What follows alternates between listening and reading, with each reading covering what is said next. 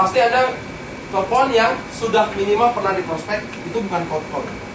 Cold call artinya kenal nggak kenal telepon, cuma ada nomor HP, tampang pun nggak tahu. Itu sakit sekali, sangat capek.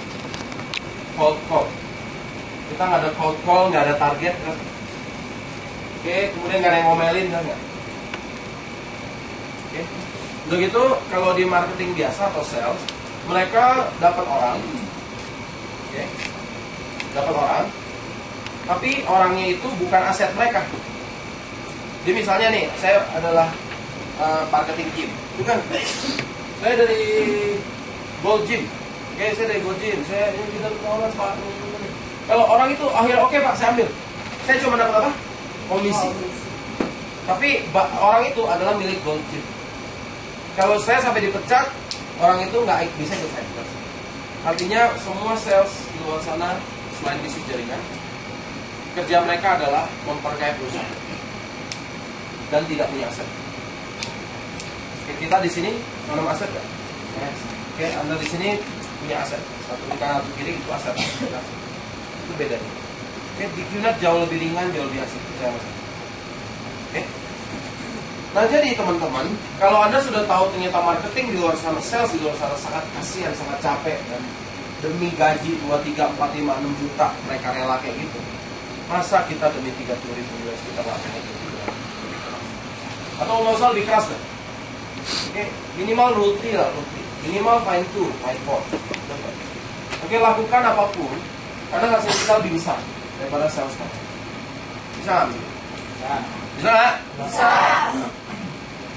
Oke, jadi kalau Anda ya, teman-teman ya, punya sebuah mindset yang destruktif, mindset yang menghancurkan. Contohnya apa? Ini kok bisnis kok susah ya, kok ditolak ya, kok capek ya kerja, pulang kerja masih prospek ya, masih presentasi ya, kok tiap training disuruhnya prospek terus ya, presentasi terus ya, kok Mario kok ya,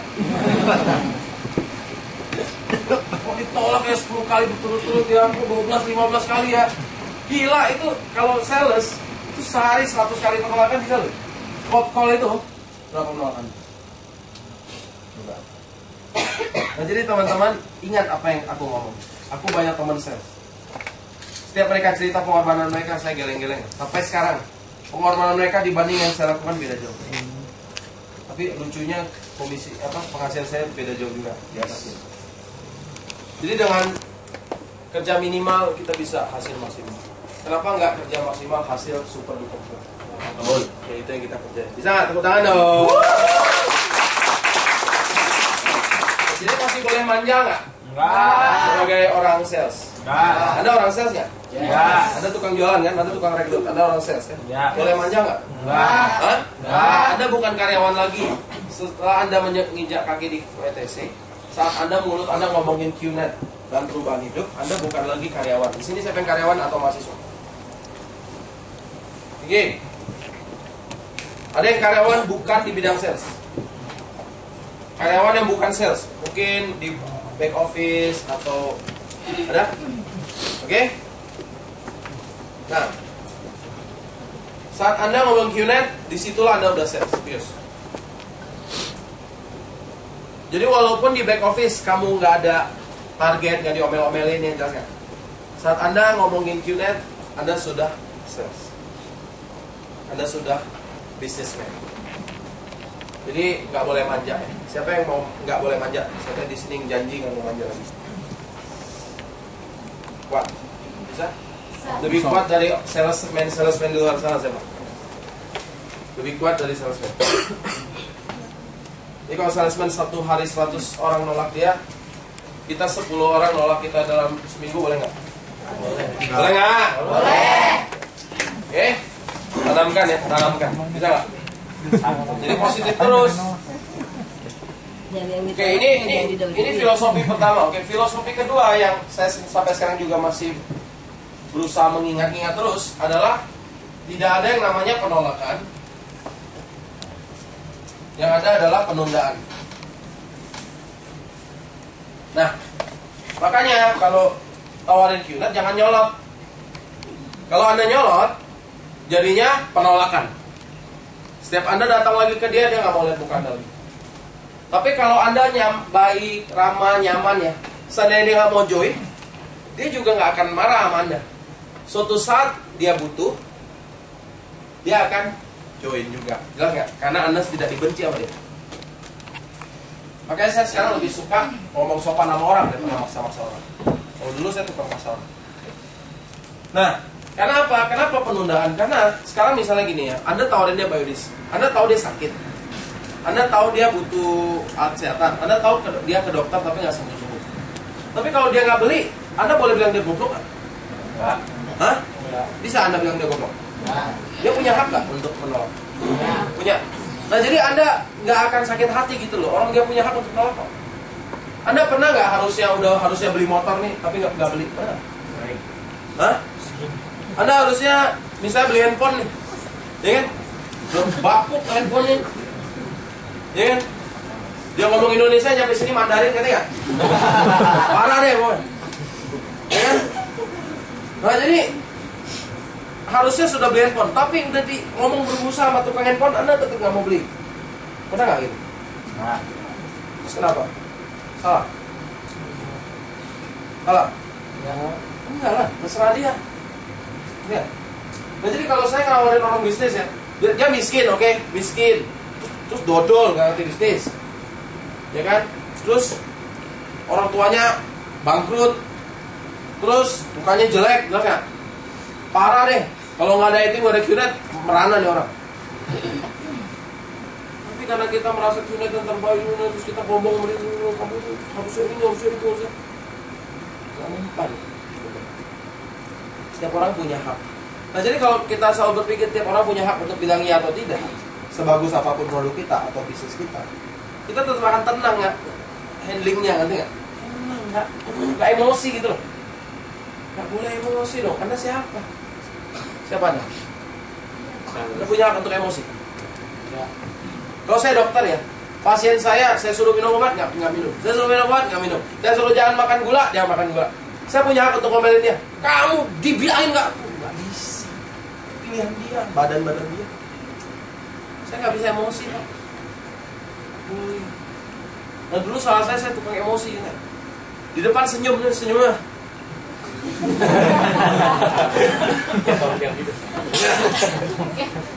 Senyumnya dipaksakan tapi dalam hati tuh udah panas banget ya orang. Tapi ya saya coba tes ya. Untuk selalu menerima ya udahlah dia nggak mau, mungkin dia agak dodol, mungkin agak moron, mungkin karena udah banyak ditipu MLM, mungkin karena orang tuanya sudah malah ditipu MLM berbanyak kali kan, itu trauma jadi nyolot dong oleh. Nah saya berusaha menjadikan diri saya di dia kan. Kalau gue jadi dia mungkin nyolot juga kali gitu ya. Jadi saya bisa mengerti. Nah saat saya bisa mengerti dia ngomong, saya dengerin sabar, terus coba ngomongin dengan logis, ngomongin. Ya kalau nggak mau ya palingnya nggak mau kan. Tapi beberapa kasus jadi mau. Terus setelah dia join dia bilang, Mario, biasanya kalau orang gue nyolotin gitu, nyolot balik, lu enggak. Tapi lu bisa nyadarin gue bahwa yang gue pikirin tuh nggak logis gitu.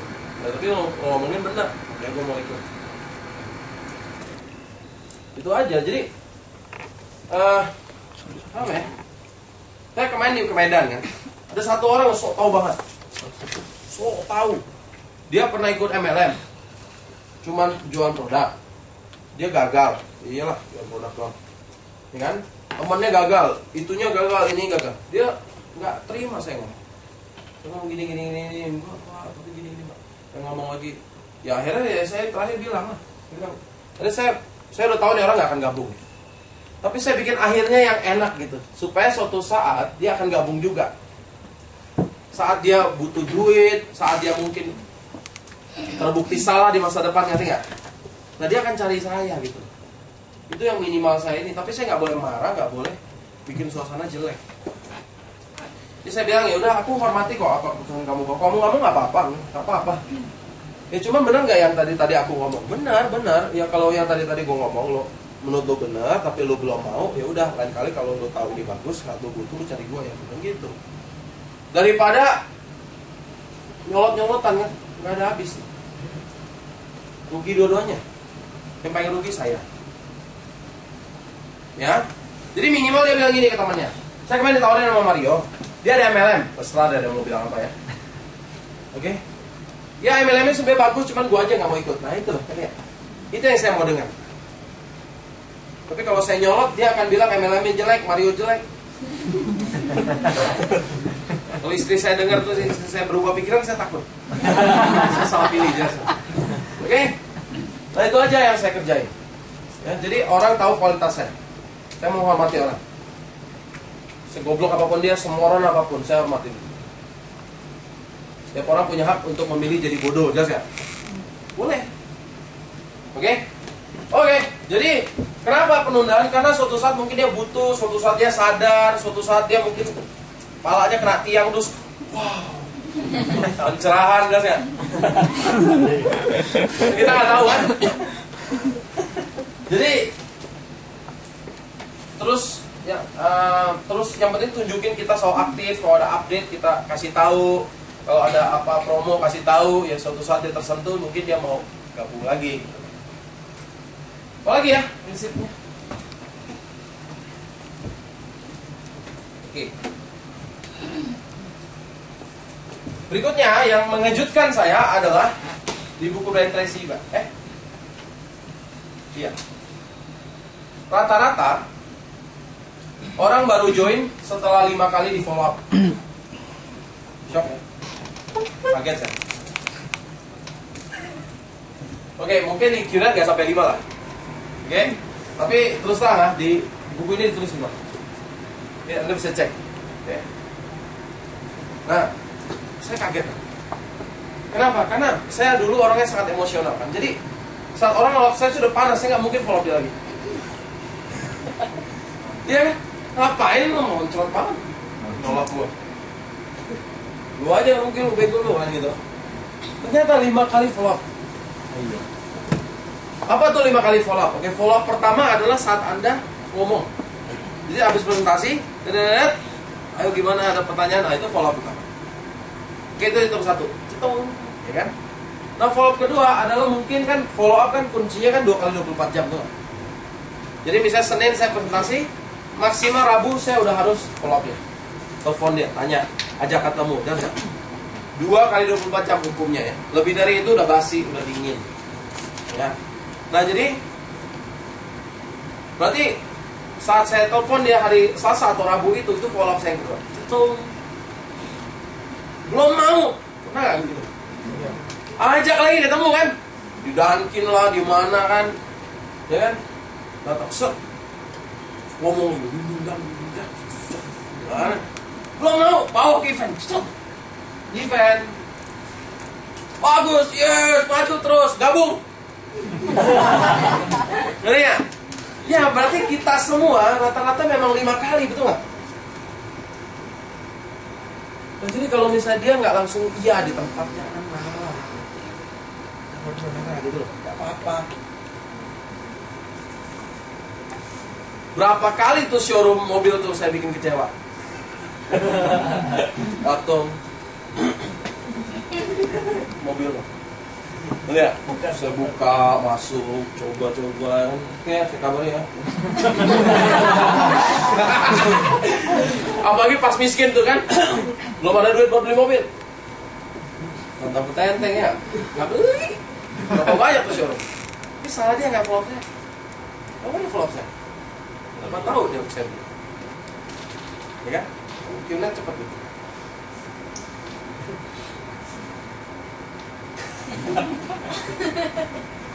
Oke. Tapi kalau saya udah kehilangan ide, saya cabut. Bagaimana saya? Cut ya kan? Oke.